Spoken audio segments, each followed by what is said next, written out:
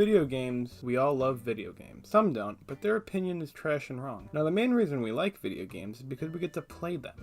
For some it's an escape or a power fantasy. Others just find it a great time and a way to hang out with friends. There's been this trend recently, and not so recently, of studios thinking making video game movies is a good idea. Now I'm not sure where they've gotten this idea from, as all these movies have been financial and critical flops. But here we are in what I like to call the video game movie revival. But they all keep failing, so I still don't get why. The difference between movies and video games, while it might not seem like a huge difference, is actually pretty big.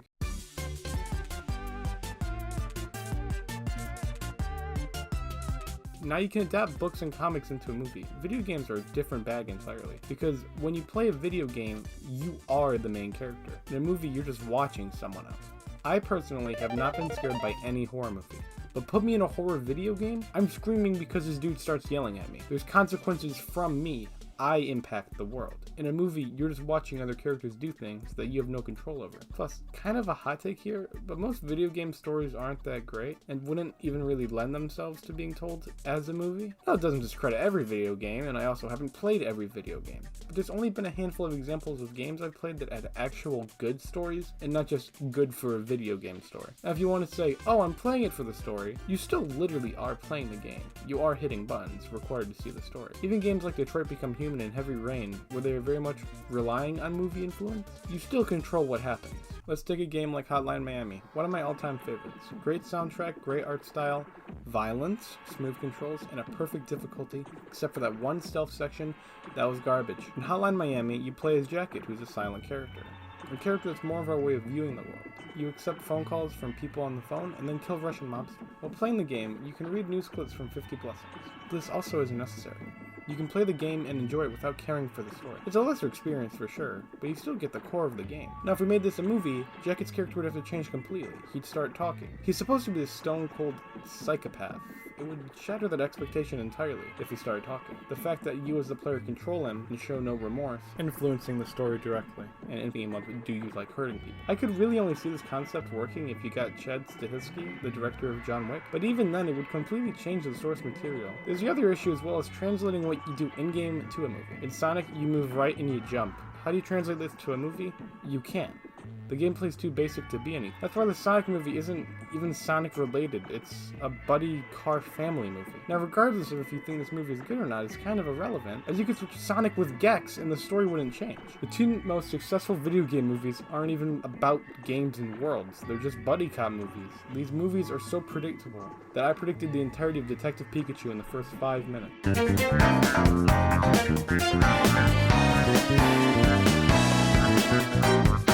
Every single one of these video game movies have flopped hard with critics and audiences.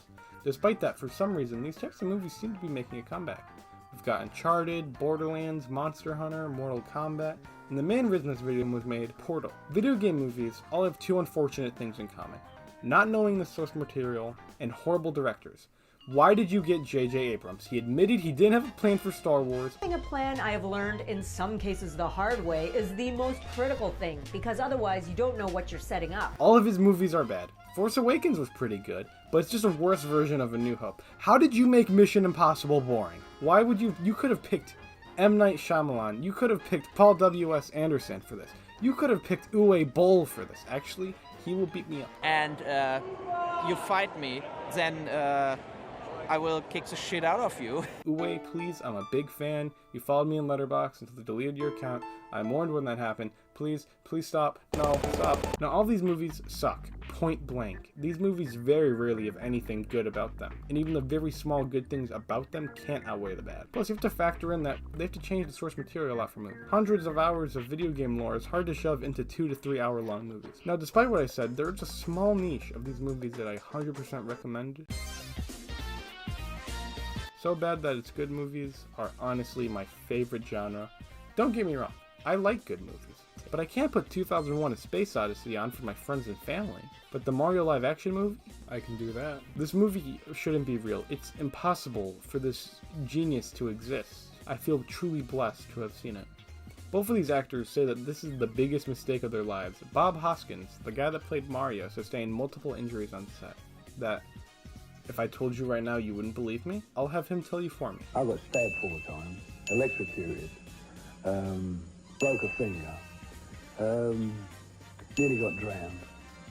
And that's just what happened to me. Luigi had to show up drunk on set to get through with it. These horrific character designs. The Devo chamber is the reason I need therapy. The effects in this movie are terrible. Let me show you the best part. Oh, I hate ice. Mario is scared of jumps. Mario is scared of jumps.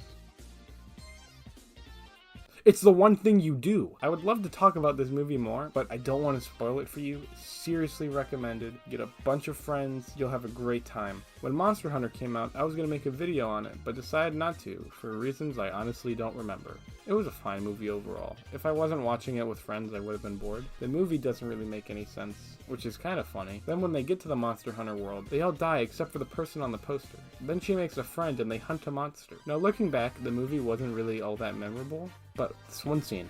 I have never laughed harder at a movie before. And keep in mind, I'm saying at the movie. The movie itself wasn't funny. I was laughing at the movie. Let me set the scene. Before seeing this movie, I knew it flopped hard financially. And so I knew there was no way there would be a sequel. And once they defeat Rathalos, the one guy goes, "There's still one more we need to fight." Now, call it a gut feeling, but I knew they were going to freeze frame it. Because that's just the type of thing you say when you're trying to reach for a sequel. So I'm sitting there in disbelief with this stupid grin on my face on what I think is going to happen. So I lean over to my friend and tell him they are going to freeze frame. He doesn't believe me, so we were kind of whispering back and forth. "Yeah, dude, they're totally going to do it." "No, they're not. No, why would they do that? That's so stupid." "Dude, they're totally going to do it." And then it happens.